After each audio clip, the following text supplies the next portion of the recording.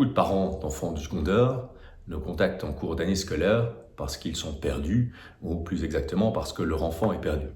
Ce qu'ils nous demandent, en somme, c'est une solution de rattrapage, nous disons de sauvetage de l'année scolaire, parce qu'il ne faut pas dramatiser, de l'année scolaire de leur enfant. Une telle chose est-elle possible?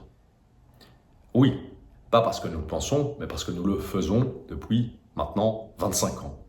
C'est possible à la condition, selon nous, 1. De mettre à plat les différents éléments factuels de la situation de l'enfant. On ne peut pas remédier à une situation de carence, parfois même de souffrance scolaire, sans d'abord contempler les éléments factuels de la situation, c'est-à-dire quelles sont les carences, quelles sont les forces, quel est le discours de l'enfant. Il faut partir du discours de l'enfant, écouter les motifs, écouter parfois effectivement des éléments qui sont un peu négatifs par rapport à sa situation personnelle à l'école, par rapport à un ensemble d'éléments, disons, à connotation aussi parfois familiale, dans ses relations avec autrui. Il faut écouter l'enfant pour pouvoir diagnostiquer, je dirais, sa situation sur le plan scolaire d'une manière aussi claire, complexe et, comme on dit en anglais, non judgmental. C'est-à-dire, le but n'était évidemment pas de juger les choses sur un plan moral, mais de connaître l'enfant, de connaître la situation scolaire de l'enfant en détail, de façon exhaustive.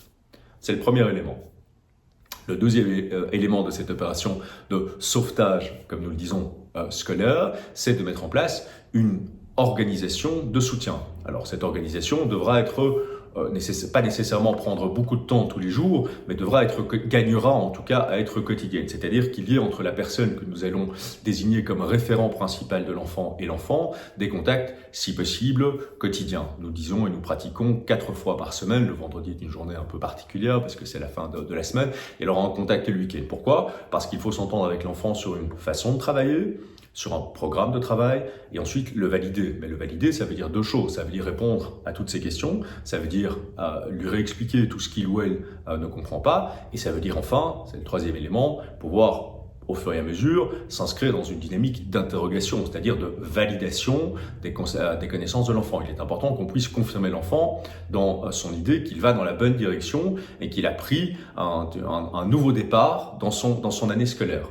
Moyennant quoi, nous constatons, et c'est la plus belle récompense que nous pouvons recevoir à notre niveau, nous constatons que l'enfant rentre très rapidement dans une sorte d'allégresse d'apprendre. Parce que contrairement à ce qu'on pense souvent, nos adolescents sont soucieux de leur avenir. Nos adolescents se rendent compte qu'ils vivent dans une société où il y a beaucoup d'opportunités, mais il y a aussi beaucoup de défis, de difficultés, de challenges. Et donc, ils sont soucieux de leur avenir. Et donc, quand on les remet dans une dynamique d'acquisition effective de connaissances, que ce soit en mathématiques, que ce soit en français, que ce soit dans ce qu'on appelle les langues modernes, c'est-à-dire souvent le néerlandais, l'anglais ou en sciences, eh bien, il y a cette allégresse, cette gratitude de l'enfant, cette allégresse d'apprendre. Il ou elle est content de comprendre, d'apprendre, de progresser dans la connaissance des mathématiques, des sciences, des langues. Voilà, ce sont les éléments de ce que nous appelons le sauvetage d'une année scolaire et qui permet effectivement de réinscrire un enfant dans une dynamique de succès à l'école.